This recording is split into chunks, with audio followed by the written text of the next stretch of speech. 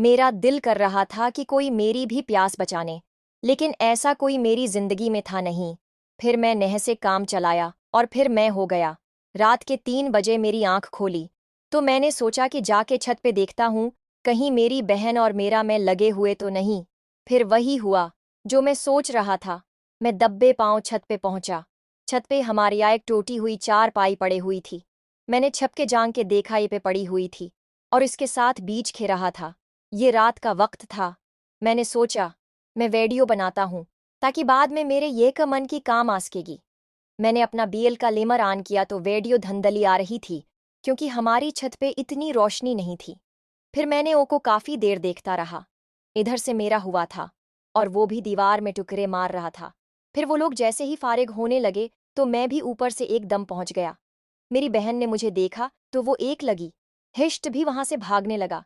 मैंने कहा सिर्फ रख जाओ, रात काफी है, घर में शूर होगा, अम्मू अबू जाग जाएं। तुम्हें पता है कि कमरान गुस्से का तेज है। आसिफ रख गया। आसिफ और मनते करने लगे। दोनों मेरे पांव पड़ गए। मेरी बहन कहने लगिया है किसी को मत बताना, और आसिफ भी अब एक तीर से 2 शिकार करना उर करना चाहता था। मेरे दिमाग में एक आइडिया आया कि क्यों ना मैं आसिफ की बहन का नाम अदीला है, वो भी बहुत खूबसूरत थी, उसके लिए आसिफ मैल करूंगा। फिर मैंने आसिफ को हदायत की कि वो अदीला को भी बहुत खूबसूरत लगेगा। फिर मैंने आसिफ को हदायत की कि वो अदीला को भी बहुत खूबसूरत लगेगा।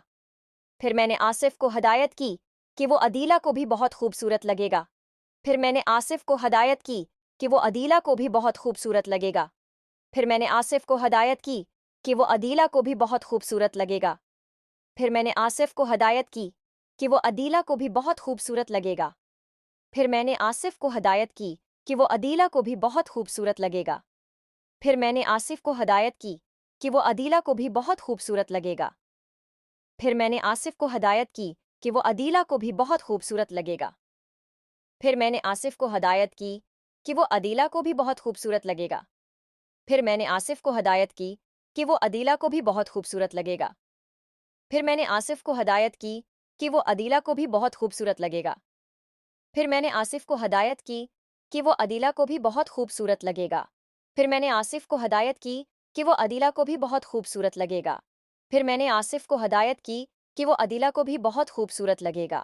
फिर मैंने आसिफ को हदायत की कि वो अदीला को भी बहुत खूबसूरत लगेगा। फिर मैंने आसिफ को हदायत की कि वो अदीला को भी बहुत खूबसूरत लगेगा। फिर मैंने आसिफ को हदायत की कि वो अदीला को भी बहुत खूबसूरत लगेगा। फिर मैंने आसिफ को हदायत की कि वो अदीला को भी बहुत खूबसूरत लगेगा। फिर मैंने आसिफ को हदायत की कि वो अदीला को भी बहुत खूबसूरत लगेगा।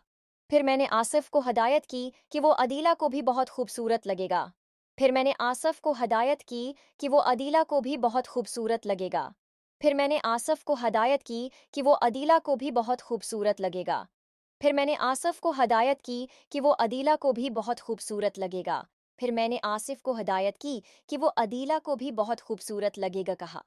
मैंने कहा आसिफ अभी रात के तकरीबन 4 बज चुके हैं। इस वक्त कम मेरे फिर में हो और मैं चाहूं तो तुम्हें अभी पंसा सकता हूँ। वो कहने लगा हाँ अमरान भाई, मैं जानता हूँ आपका एहसान होगा, मैं सारी जिंदगी आपका एहसान नहीं भूलूं रहे। फिर वो लेने लगा अमरान भाई, मैं यहीं पे आना ही नहीं चाहता था, आपकी बहन ने बहुत मजबूर किया है, चाहे तो पूछ ने। फिर जोविया कहने लगी हाँ भाई मैंने ही उसे।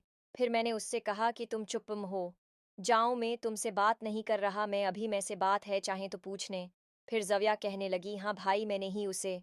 फिर मैंने उससे कहा कि तुम चुप्पम हो जाओ, मैं तुमसे बात नहीं कर रहा, मैं अभी में से बात नहीं है, मैं से बात आसिफ से नपत लूं, इसके बाद करता हूँ। पहले तो इन दोनों को मैंने खूब डरानिया। मैंने कहा ये हो जाएगा वो हो जाएगा, या वो दोनों बहुत ज्यादा डर गए। फिर मैंने कहा होता रहे, जोविया तुम रखो। मैं आसिफ को थोड़ा सीट पर ले गया। मैंने कहा आसिफ मेरी बात सुन, मेरे दिमाग में एक आइडिया है।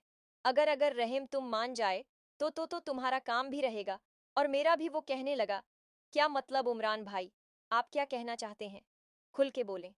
फिर मैंने कहा कि बात सीधी बोलता हूँ, घुमा फिरा के मुझे बात करनी नहीं आती।